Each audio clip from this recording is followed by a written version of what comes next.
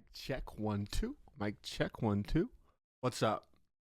I'm finally getting around to doing all of like the kind of retrospective video elements. But just as an introduction, I'm Connor. I'm an audio engineer here. I'm in the DMV area, and thanks to Michael Ehrlich of Vocal Arts Fairfax, I was able to do a little recording of their concert. This choir is like 140 people. They had a brass ensemble, guitar soloist. I think there was a bassoon, some vocal soloists. And I'm going to kind of take you through the process of what I did to make this happen. I vlogged it all. There was a practice rehearsal on Tuesday, and then on Friday I drove all the way to Pennsylvania to get us just to get a cable, which is ridiculous. On Sunday was the concert day for their holiday concert. If you're interested in just hearing the mix and that's all you care about, it will be timestamped at the end of the video. I figured I'd start making vlogs. I want people to see what I do, and I wanted to document what I've done. Sending it to Connor from about a month ago. I think I'm done packing.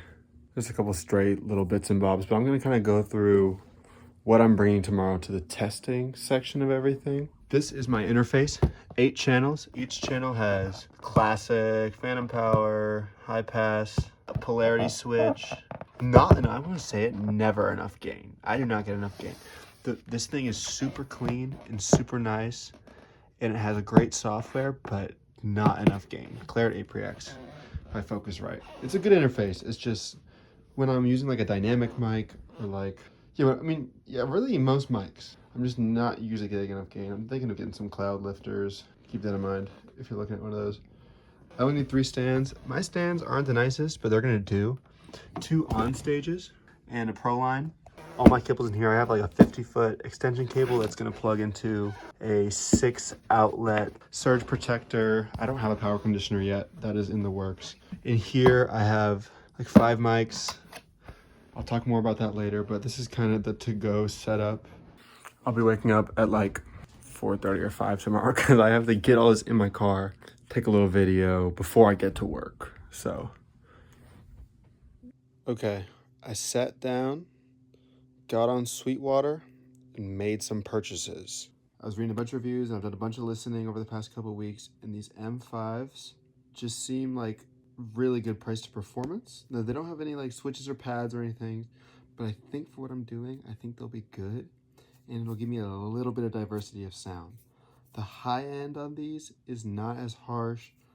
The low end isn't as full as my SE8s, but I have the SE8s, and I'm bringing along my kick drum mic to fill out my low end anyways, so it's fine.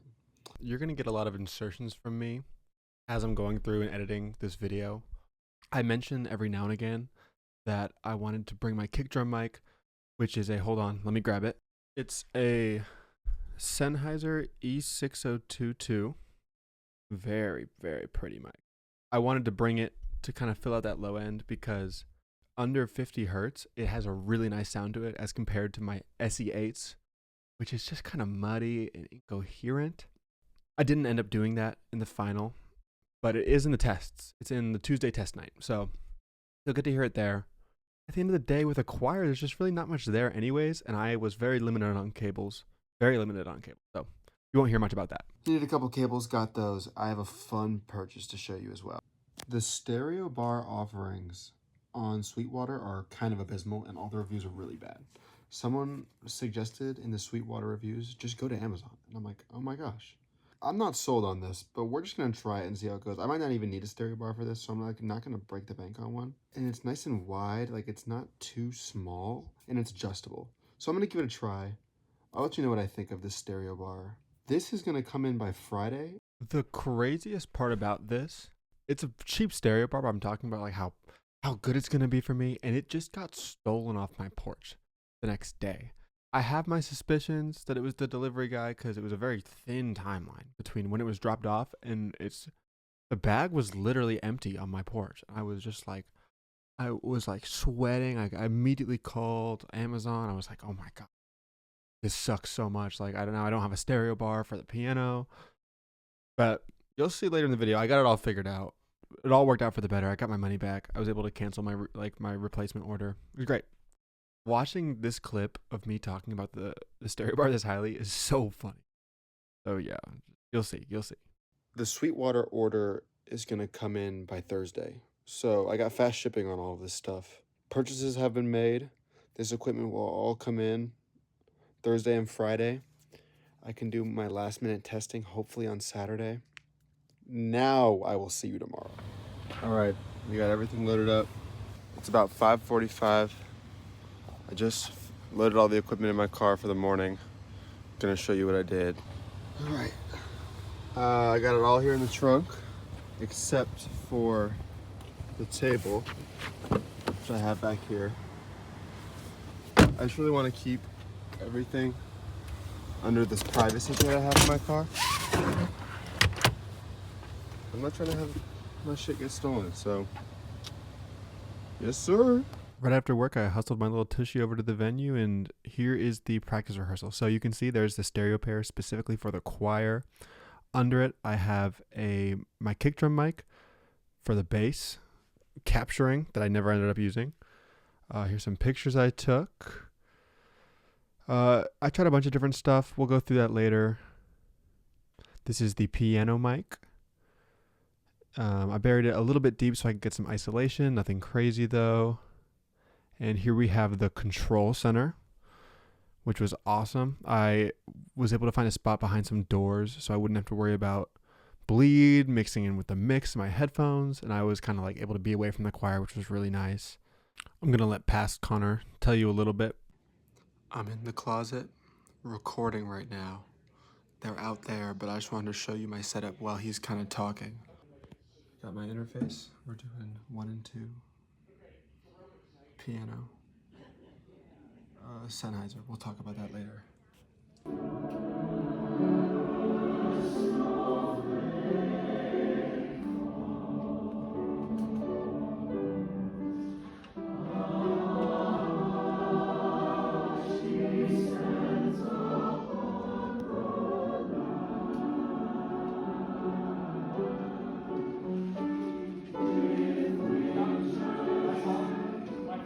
So yeah, like I said earlier, mix samples will be at the end of the video.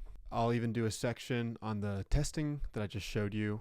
Skip to that if you want. Right now, it's gonna cut to me driving up to Pennsylvania, getting a little breakfast, that kind of stuff. I needed to go all the way to Pennsylvania for this snake because I have no idea how big this venue is. I have a bunch of projects in the future that I'll need a snake that can run really far so I can centralize all my inputs and good stuff like that.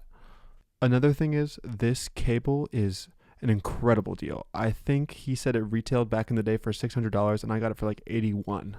So on my way, I got a little coffee. This is just some pictures from Cafe Amori in Vienna. It was awesome. Such good coffee. Okay, I got a little cortado, a chocolate chip scone, and a little breakfast sandwich. I'm ready to go. To be honest, I have no clue what I was saying here, but it didn't record anything because I had the Bluetooth on in my car, and you'd really think that someone with a degree in music technology could, figure out the audio components of his car on his phone, but he can't. Traffic was also insane.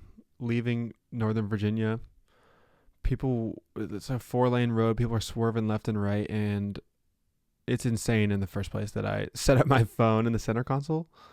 So I apologize to the local authorities on that one for sure. Just spilled coffee everywhere. Getting gas. It's fine. Got to email the guy that I'm going to be late. We're making do though.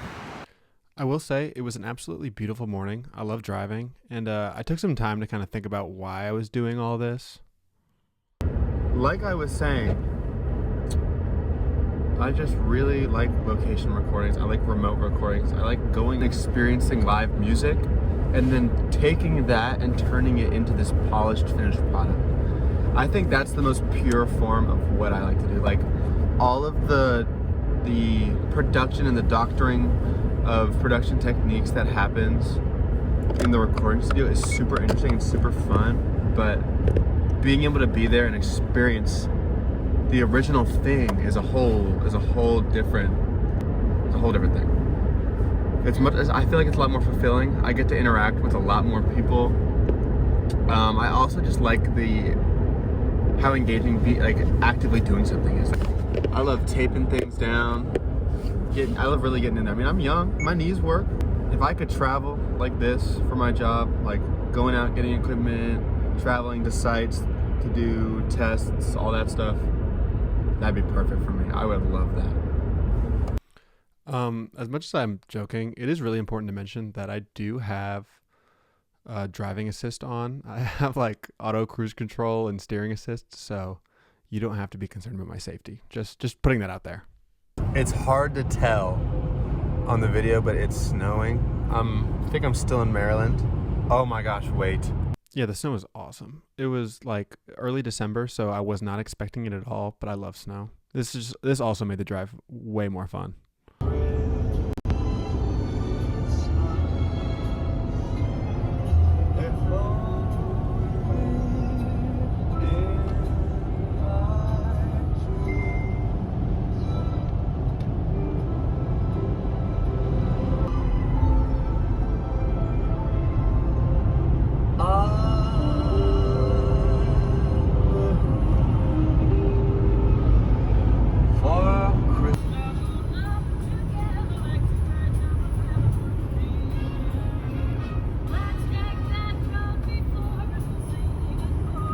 I'm about 10 minutes away from picking up this snake. And I'm gonna be very honest, I'm a little bit nervous. This whole time, I've just been like racking my brain about like what could go wrong. Like obviously there's the immediate concerns, like this is a stranger, like I'm going into their place. That could just be like, I'm just generally worried about that. But then like, you know, they don't have any way to test the cable here, and I didn't want to bring my equipment because that's a whole other can of worms. It's like I bring my equipment and then what? I'm risking someone stealing all my expensive equipment. Like no, I'd rather just do the drive and risk the $81. And then if I bring it home and it doesn't work, I'll just be crushed. I will be crushed. I'm gonna keep it a buck. So we're gonna see. I'm not gonna record in there. I'm not gonna record the process at all. But I have my trusty flashlight. I'm gonna check all the ins and outs of this thing. I'm gonna look at all the cabling on it, and we're gonna hope for the best. Hopefully this goes well. This guy seems like a nice, reputable guy. Like he has a shop that they make equipment in. He sells drum mic mounts and stuff. But you know, just a 4-hour drive does not calm the nerves. I'll say that much. So we'll see. I'll let you know. I'll show you the cable when I got it. Okay, I'm out here at Sheets in Pennsylvania, and I can't lie, that went so well. Like surprisingly well. I'll tell you more in a second, but first I'm gonna show you the stuff I got. Only did I get this snake, which is good enough. Like and it looks like almost entirely undamaged. It's just a little old and dusty, but there's like no real damage to it. So I just gotta get in there and clean it up a bit. I looked at all the outputs and everything too. It looks great. But this guy makes boutique stereo mic mounts, or just like mic mounts for literally anything you need. I'll show you more about this later. But his name is Charlie. So cool. I'll have to shout out his website. Like obviously, I was stressing so hard on the way up. Like the longer I was in the car, the more worried I got. And the worst part was during my drive, the order like dropped out of my account. We had made the offer like a few days ago and it lapsed. I was just like, oh my God, he's taking it off Reverb. Like he's not gonna let me buy it through a legit way. He's gonna make me pay him in cash. I was so stressed. But I get in there, he pokes his head out the door, and I'm like, it's just an old guy. It's just this nice old guy, super, like, I walk in, on the right side, he's got a whole live room set up with a drum and microphones, and I could see a control room, and he's like, come on in, here's the cable, like, it's fine, it works great. And he's just saying basically like, yeah, I just want to get rid of it. Like I have this, it's like a 50, 60 pound cable. It's a very big cable. And he's just like, he used to use it for live gigs, but nowadays everyone uses Bluetooth. And he's like, the band's not getting back together anytime soon. This awesome exchange. And we just sat and chatted for a little bit. He's like, come in. I sat on his couch in his control room. It was amazing. If you ever get the chance to drive 4 hours through the Mid-Atlantic, buy a cable from someone that you need, do it. I'm getting this cable for like $200 off, and I got a mic mount out of it. The crazy part is, Last night, someone stole the mic mount I bought off my porch. And this guy makes boutique ones. They're so custom. I can't wait to show you. When I get home, I'm going to get on my OBS and get my setup and everything. But wow. Charlie, man. Awesome guy. I'm going to email him after this. But I just thank you so much. And this town is so cute. Driving through Maryland was beautiful. It's just so worth it. And I think like I don't gamble. I'm not a gambling man. But like taking risks like this in life just make it so much more fun and so much more worth it. I'm actually so glad I did this. It was so nerve-wracking. But like, I mean, I'm gonna go home and test this cable. I'll probably do like a time lapse of me testing it. I'll be crushed if it doesn't work. But the way he's describing it to me, there's like, even if it doesn't work, I don't think it was malicious. He said like, let me know if you need anything. Like, awesome guy. So I'm just excited. I'm gonna drive home. I'm not gonna get home till like 4:30 or 5 at this point. Yeah, vlogging in a Sheetz parking lot. I'm gonna drive home. Yeah, I didn't say too much about the mic mount, but here it is. It has these T-joint things. Twist those. You can adjust this, and it can go left. It can extend left and right, which is awesome. And it has that on both sides. And then essentially, you need a Allen wrench key, which I'll mention later, to make this bar go up and down. So you kind of have 3 or 4 different axes of adjustment, which was so nice. I used it on the piano for the final recording, and it was just perfect because with piano, you're kind of in an awkward position, and I was using pencil condensers. So yeah, I'll show you some pictures, but yeah, he sold it to me for like $25. And I mean, as long as I treat it well, he said it uses soft, like 3D printed plastic. He has a 3D printer in his studio shop area. He says as long as, you treat it well and you don't be too rough with it. Here, let me pull up his website. So yeah, here it is. It's drummicmounts.com. Charlie hooked me up. Apparently, how they work is this one that I have here is more specifically for like an overhead, like coincident pair. But he also makes mic mounts that go inside drums. And he says he loves the sound. I didn't get a sample. Yeah, it's just really interesting stuff. Feel free to check it out. drummicmounts.com.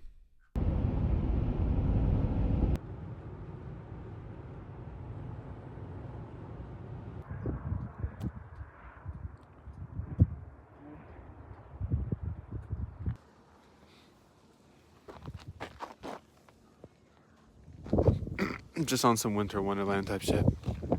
You get it. I will say the one bad thing, I'm about driving 8 hours in the snow. My car is salty. Dude, Mary is gonna need a wash. Yeah, I just had to pull over. The snow is just so pretty. I wanted to feel the crisp air.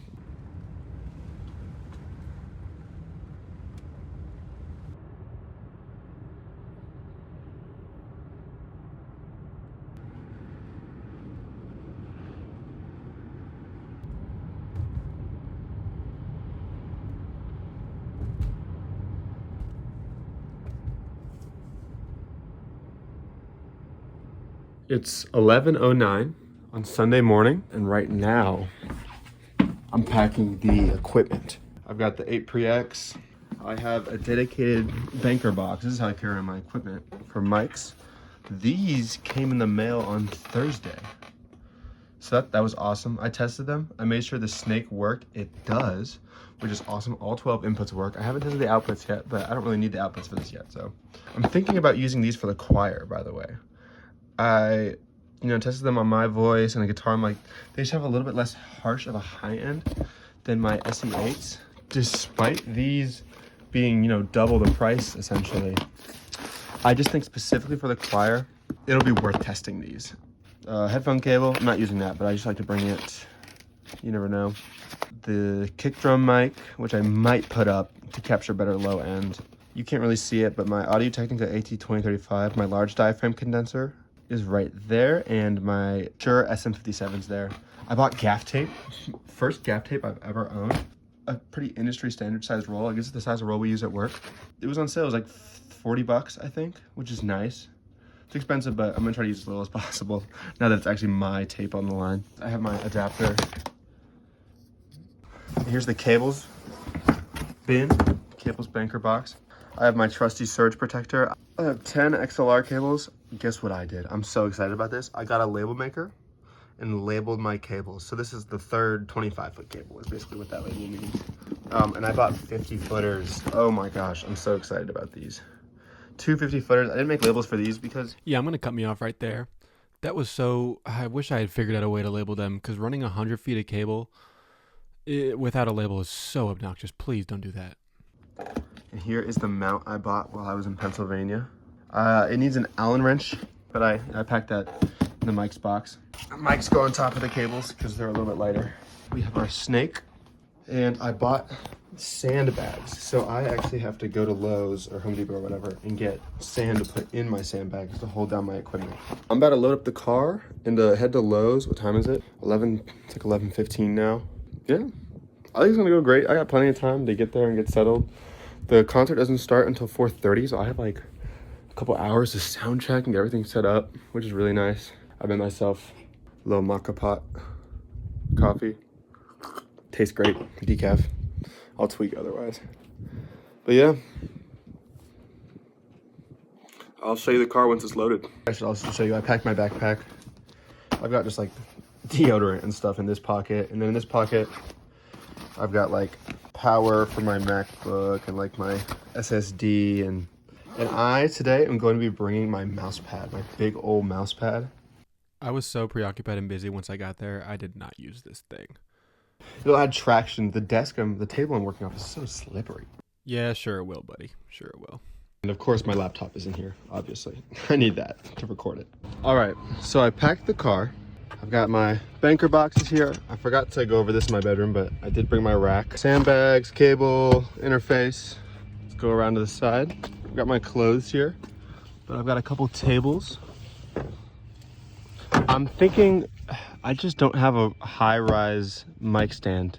So I'm thinking this is gonna help me raise up. It's not a very large table, and it's like big enough for a microphone stand to sit on. That also reminds me, I need to go get my mic stands. I almost forgot those. And that's for, you know, the control desk. The mic stands. This should be everything. I've been going in and out of the house for the past like 20 minutes. Gotta go to Lowe's, get some tablecloths for my table because they look ugly, and some sand for the sandbag. Okay, I just stopped by Home Depot and I picked up a whole bag of sand. Filled up 4 of my sandbags. Now for especially my stuff that's like up in the air or like not has a bunch of mics on it, it'll be very, very useful. I did buy a whole extra bag of rocks, so I'm gonna see if they'll take them back because I didn't know if I'd have enough. But basically these 3 bags are full to the brim, and this bag's a little bit lighter. So I think, like, even though I didn't have quite enough sand, I think that'll give me a little more flexibility with my setup anyways. Yeah, it's just always better to have more weight. It doesn't really make any sense. I was coping. I was absolutely coping. It dawned on me that I didn't get a receipt for my literal bag of rocks. So I'm just gonna have a bag of rocks now. All right, I'm probably gonna go to Target or Walmart and try to get a couple reusable tablecloths. We'll see how that goes. Just went to Walmart, got a couple tablecloths. Every time I go to Walmart, I forget that they don't take tap. It's so ridiculous. In 2024, the biggest superstore chain in the country won't take tap, but gosh darn it, I had to go back in with my card and come out to my car and grab it, all that stuff. I'm headed to the venue now. I'm running a little late, but like not late in a way like I was gonna come early, so now I'm still gonna have a very reasonable amount of time. So yeah, once I got there, I wasn't really able to do a ton of talking, but this is me in the beginning of getting set up. Got my little control room set up here in this back room, which was really clutch. Kind of surveying the area, seeing what is gonna be a good option for me.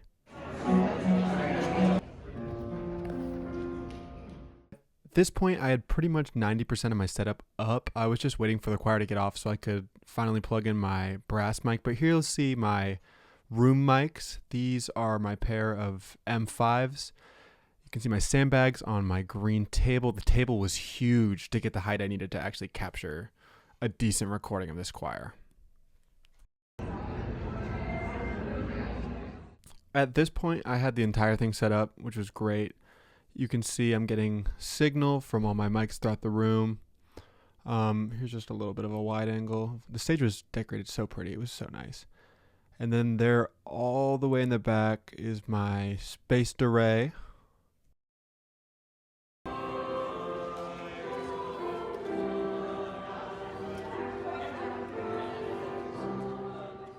Okay, here's some pics. First is the large diaphragm condenser I had on the brass ensemble.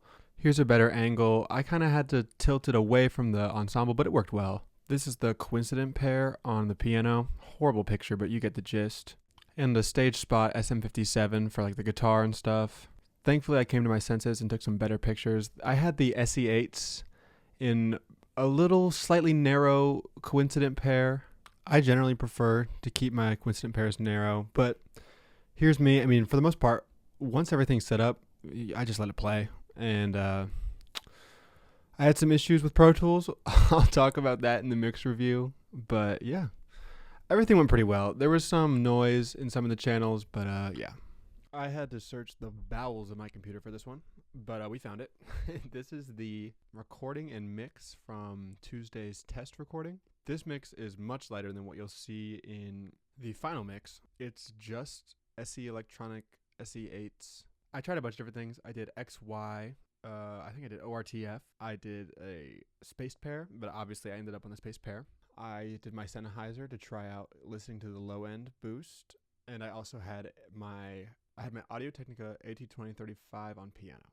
I have some snippets. What was asked of me for this session, which I didn't expect, was to deliver snippets for their social media. I don't think they used them.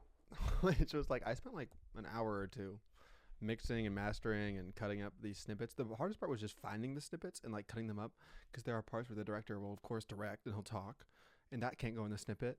I also just have to pick the best like good sounding stuff, but now I have all these snippets I can probably put on my website if they sound good enough. Clip 4. What's clip 4? We are not daily beggars that beg from door to door, but we are neighbors' children that you have seen before. Love and joy come to you, and to you your blessed too.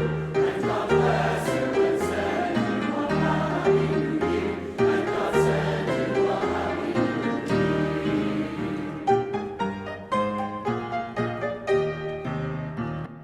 The piano was horribly out of tune.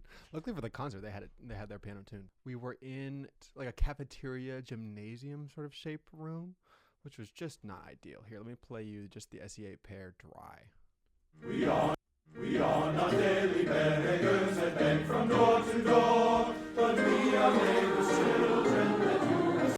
Almost like, compared to what you'll hear in the final mix of the concert, very dry, almost like in a booth sounding, relatively of course. For this, I had a reverb. Looks to be just a medium-sized hall. We are not daily beggars that beg from door to door, but we are neighbors' children that you have seen before. It adds a lot because we're going to from 0 to 100. We are not daily beggars that beg. That's without. Here's with. We are not daily beggars that beg from door to door, but yeah. Just a big difference there. It just needed to happen. It's almost the exact same thing I did on, except it's 100 kilohertz high, 100 hertz higher. So at 600 hertz, I cut out a bit of the choir.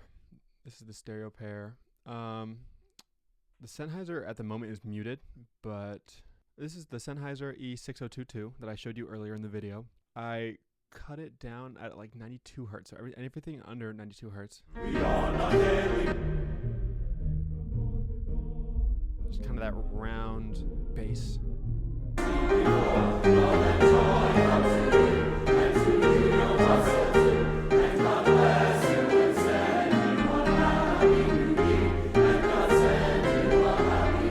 It adds a very pleasant bass to the whole mix. But for the sake of like a snippet going on Instagram and Facebook, I wasn't too concerned about it. I didn't want to play too much around with it. It would have been great for the final recording, I think. But it was something to experiment with. Here, I'll play a little bit more of it. This is without the Sennheiser. We are not daily beggars that beg from door to door, but we are neighbors' children. Now with. We are not daily beggars that beg from door to door, but we are neighbors' children that you have seen before. problem with the Sennheiser is that when, like, this is a rehearsal. In a studio session, you could just have everything played perfectly and you could, like, redo things. But for a live concert, if a note is played wrong and you have that bass in there, it's that accentuated, it sounds horrible. It's just the worst. But you can kind of get away with it if you don't have, like, that hearty bass. It would stick out like a sore thumb. Like, there was a couple wrong notes in there in the bass that just don't sound good. The piano mic with the reverb, it makes it sound nice, especially for such a dry signal.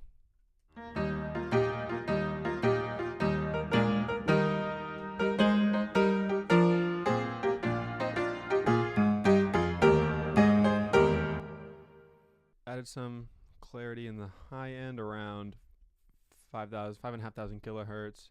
Took out a little muddiness, normal stuff. Here's with the EQ.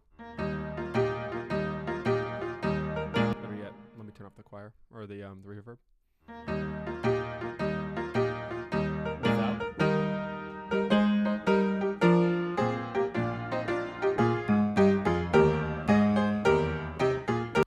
By no means does it sound bad without the EQ, but it just kind of makes it fit the choir a little bit better.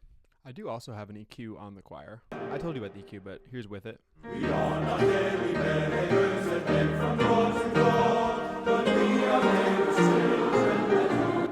Just gets a little bit annoying to listen to, if we're being honest. But yeah, I mean, this is a really simple mix. Here's some of the snippets I recorded. Clip 1.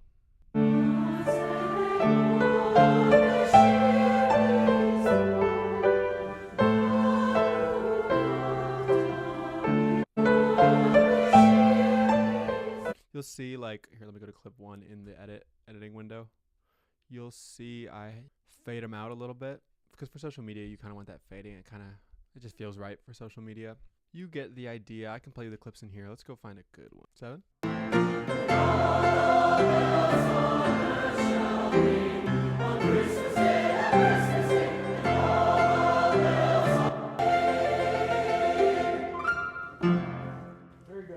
You can see here I don't have a fade out because it ends succinctly like the end of the song. So that's nice, but yeah, I sent them about 8 of them to use. I don't think they used any of them, but that's fine. Suit yourself. Yeah, but that's the gist of the test recording. I kind of reaffirmed that I don't really like the sound of the SE8s on a choir. Choirs are already tinny enough. They're already high-endy enough. The SE8s just have a harsh high end. Way better for a piano to bring out the piano in the mix. Or just like a guitar, instruments in general. The SE8s are just better on. It was mostly functional for me to work on bringing in my setup and just like troubleshooting all of that. So yeah, that's that mix. Okay, here we are. This is the final mix and recording of the concert day. So I'm going to go there. I'm going to first start with, there's a couple issues that came up.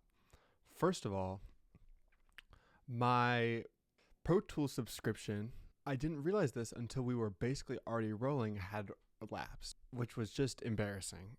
I had 6 inputs. As you can see, I had 2 piano, 2 room mics, a brass, and a spot.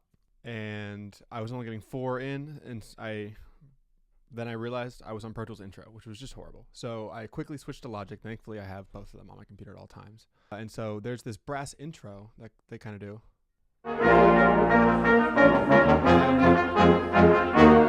I only caught about the last minute or so, which the brass intro was not important. It's not the choir. It's kind of like it's for them to process onto the stage. Another issue is I was picking up on some noise throughout the concert, and if I remember correctly, it was on the spot mic and one of the piano mics. Okay, here it is. So you'll see I wrote down on mics 4 and 6, so the spot mic, we'll talk about that in a minute, but on 4 is my right room mic. Let me play a little bit of it. It's very, very light noise. On the right, you'll notice it in your right ear.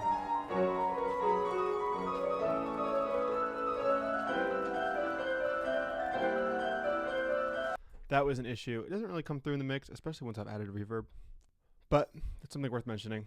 I need to figure out if it's the snake I bought that I was so excited about, or if it is the mics, or For the room mic, I think it could be how I had the room mics was I had cables running across like every single row of seats. Basically, how the seats are laid out was there was a whole middle section of seats, and I had it on the right side of those seats. Now, it would just be better if I had it going down the middle of the seats, but it would take a lot more time to set up, and I was in a bit of a time crunch. So that was a learning moment for me. Let's get into the real stuff. First, we're going to start with just listening through a little bit of Gloria. I'm going to skip through bits and pieces of it.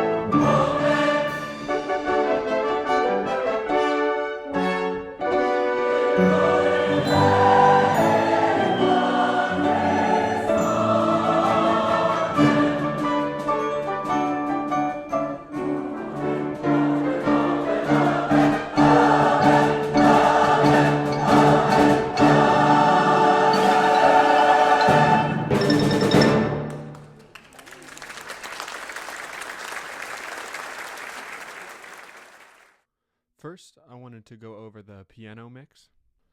I only have two things in the piano. Because for a recording like this that's in a more live or classical, if you will, setting,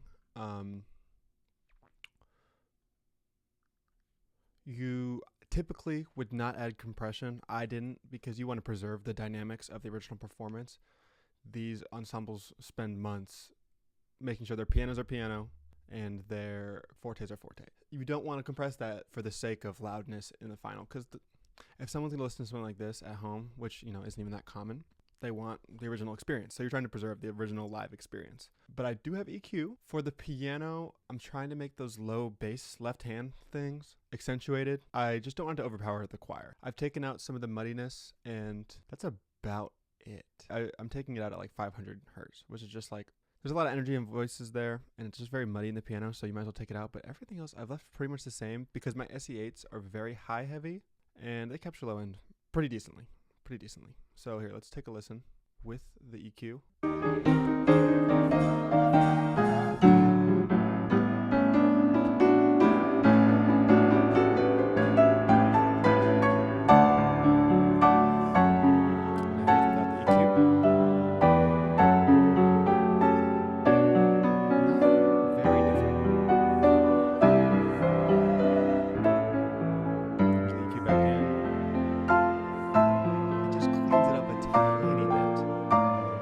The second element of the piano mix is the reverb. I have mixed in ever so slightly.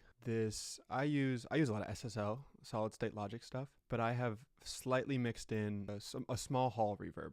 It's more like reverb tail heavy, because we did record in a big hall. This hall, just in where the mics are, kind of left it feeling a little dry and a little weak and like not very warm. So I like to add a little bit of warmth to fill it out. So it takes a little bit to hear it. So just keep an eye on my cursor and on the mute button, and I'm going to just switch back and forth.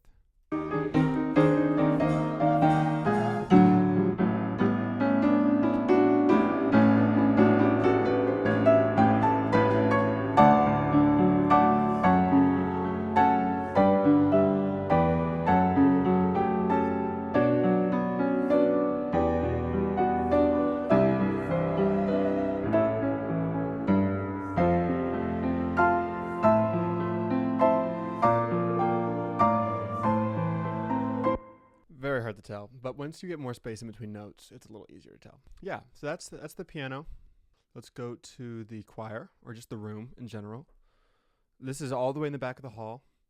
This is much of the same The choir had some different unique issues. This channel strip just has an EQ on it. With voices, a lot of people, including myself, like to put a little bit of high end up there. This is at 7.5 kilohertz, just like a 3 decibel push, just to air it up a bit. A little bit of muddiness taken out at 200. Piano has a little bit more energy there, and the voices just get muddy down there. That's like the fundamental area. I forgot to mention this with the piano, but the piano also has like a 30 hertz low cut. Same thing with the choir. Just because there's nothing happening there in either of those instruments. And if there was like a thud or anything that happened in the venue, especially with the piano, because it was like kind of in the middle of everything, it's just good to take those out. Especially since I'm listening on Yamaha HS5s and Sennheiser HD600s. Neither of these are really going to be super accurate down that low. I don't have a sub, so it's just, I don't know what's happening there, and I know there's nothing I want there, so you might as well just take it out. Now we're going to listen to the choir a little bit. Oh, Christmas tree, oh, Christmas tree, how lovely are thy branches, thy only ring when song. That was just the choir. For this section, you're going to want to watch my cursor on the EQ. Listen to it without the EQ. Oh, Christmas tree, oh, Christmas tree, how lovely are thy branches, thy only ring when summer's here, but in the cold. Just a lot more coherent with the EQ. That's really all you need. Choirs can get really muddy. In person, I've noticed that warmth is super welcoming and nice, and it feels natural. But recorded, your ears are just aren't used to it. It's so different from like how I'm mic'd up right now, even though I don't put EQ on my OBS. But another thing is, I wanted to widen it just a tad, just because I had to be so far away, and I couldn't get my array wide enough. I use this stereo imager, which just like kind of takes it from here to here. I want to keep it about the same, but ideally I'm like half the distance with a deca tree, and it's so immersive and wide out the gate. But a deca tree is $900, and I don't want to buy that, so I just have this. Once again, you're going to want to watch my cursor. I'll be turning the stereo imaging off and on. The stereo imaging adds 3 decibel of wideness, whatever that means, so just pay attention right here.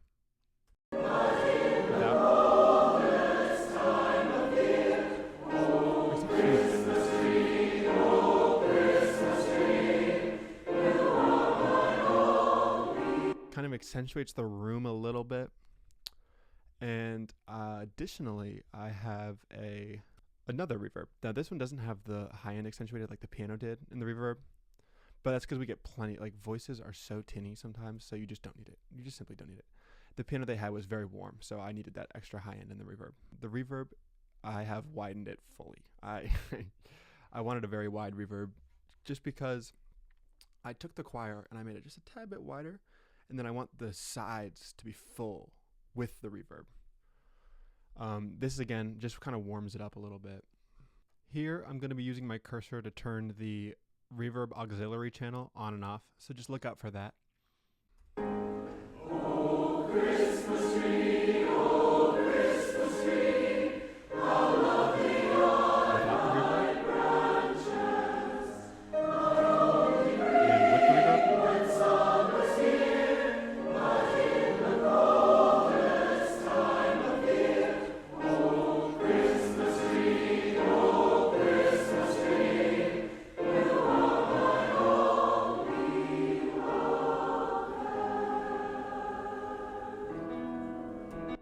Another interesting thing about this recording was that it doesn't need to be compression on a choir, but except for one part of the entire recording, when we get to Sleigh Ride, the choir clapped. And when I got to the test recording on Tuesday, this jump scared me. I just have a limiter. I have the built-in compressor for Logic on there, but I'm just limiting it like down to -1, just so it doesn't clip out the channel. There's not much I can do because Gloria is so loud, and when you're when you're mixing, I'm not mixing this as individual songs. I'm mixing this entire performance as one concert.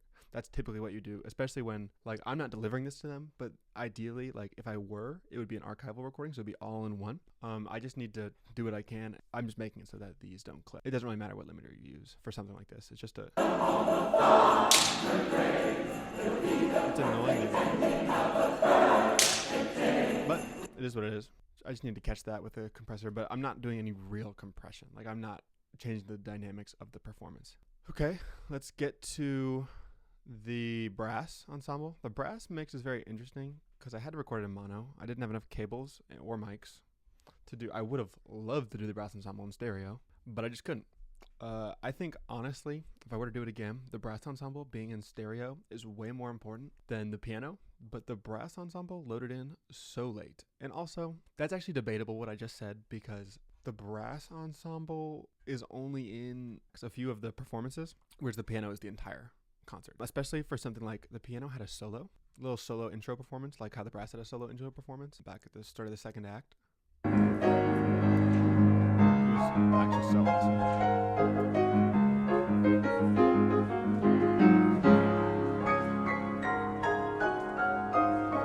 They should both have stereo, but I didn't have the resources for that, so we're doing what we can. The room mic picks up the brass pretty well. Like, right here, I'll show you. Let's go to Gloria.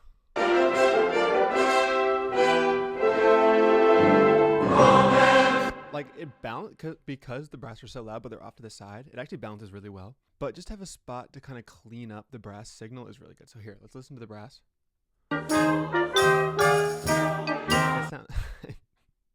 It sounds really dinky and ridiculous, but the point of a spot mic isn't to sound good on its own. It's to balance out the sound that's already there and kind of bring it out to your own taste.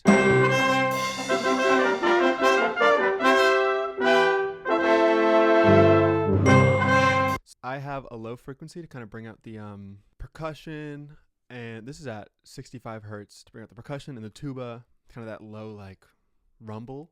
Yeah, I have the low frequency rumble at 65 hertz, and I have it up 7 decibels, which is a lot, but I really want that kick. We've taken out some muddiness, per usual. This is all the way up at 700 hertz, so it's above the piano and the voices. They just all are muddy at different places, so it's kind of good to carve them out, which leaves space for, like, the clarity in each of those instruments, which is nice. And then there really isn't anything happening in the high end for a percussion brass ensemble. I mean, there is, like, the trumpets, but it's the voices from, like, 10 feet over are pretty much what's happening there. Like, of course, there is a lot of information in a trumpet and those types of instruments, and, like, the xylophone. There is way more coming from the choir, so it's just not worth boosting.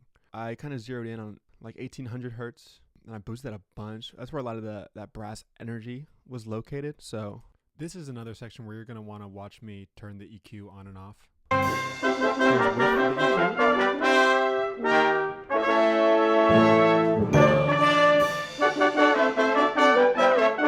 Here's with the EQ.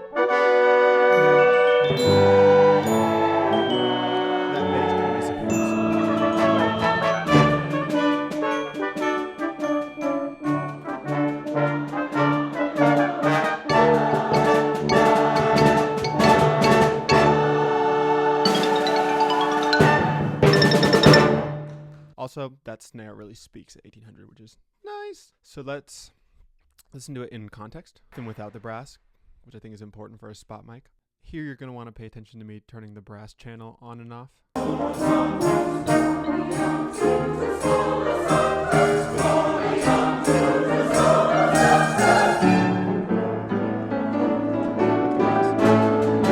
Beginning, so you can kind of compare. This is with the brass.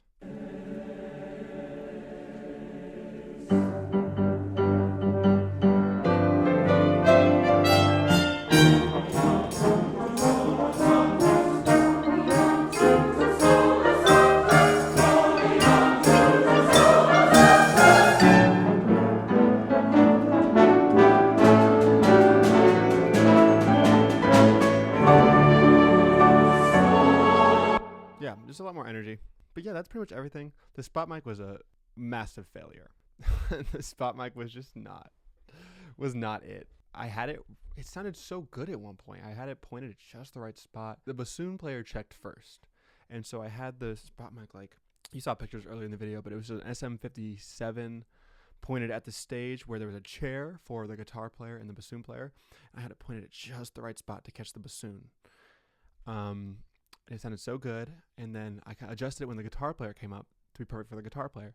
So then when the bassoon comes back, oh my gosh, the bassoon was just not. Is this the bassoon right here in the bar?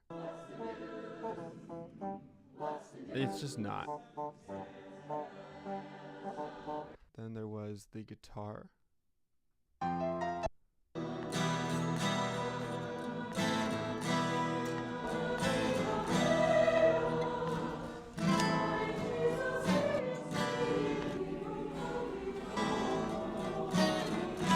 the guitars. I think if I were like being paid to do this, I would do all sorts of automation and like kind of mixing the brass when it was needed and mixing the guitar when it was needed, but I just didn't feel the need to do that.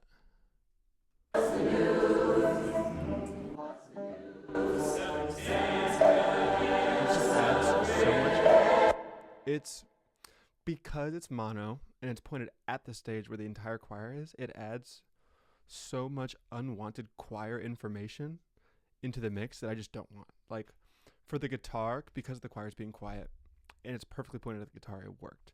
But because I couldn't go out there and adjust it, but I wouldn't be sure of where the bassoon player was going to stand, I just decided I'm not even going to mix it in. That's the mix of the final concert. I'm pretty happy with how it turned out. I will probably cut out a couple pieces and post it on my website if you're interested in like re-listening. One last thing, we're going to go over the mastering. I was comparing it, the master. I have this long choir playlist that I found that someone made. Really great.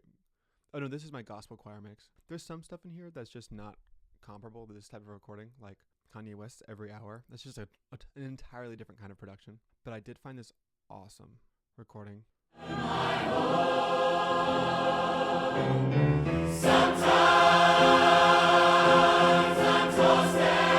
So I kind of mastered with this in mind. I did a little mixing with this in mind too. I boosted the low a little bit at about 92 hertz. That kind of catches a lot of information from the piano's bass and the brass and stuff, and it just kind of warms it up. There's really a lot of lacking information there, and I kind of wanted just all to boost a little bit. So I did that. I did that about 2.6 decibels. I also have a high boost. I'm 99.99% sure these are both shelves. I hope they're shelves. They should be. It doesn't really say. I started that at like 7,000 hertz. It's like a 0.5 boost, just the tiniest boost to kind of get everything a little bit more like sizzly and nice and high end. But that's just the EQ. I did a limiter. Really, the only song that's this limiter's catching is Gloria, which just gets so loud. And I'm shaving off barely any of the information. Here, let me show you.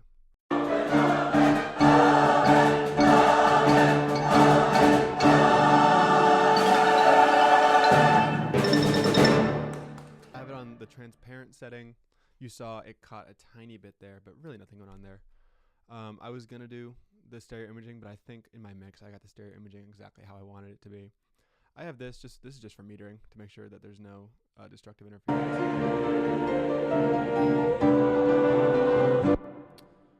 But yeah, not much going on in the master. Very transparent for the most part. All right, well, that's everything. I mean, this took a long time to get together. There was a lot of planning before I even got to getting to any testing, any recording or anything, a lot of editing. But hope you enjoyed. I have another video that I am starting recording tomorrow. It's another project. It's an a cappella arrangement I'm doing and producing and everything, so I'm really excited about that. There's also probably going to be a video that comes out before that one that I'm starting tomorrow. But I'm excited to start putting some of myself out there. And yeah, if you're in the DMV area, you need anything, mobile recording, studio recording, anything, let me know. I'm excited to get into some more projects. I'm going to kind of fade out, leave my website. Have a great day. Thanks for watching.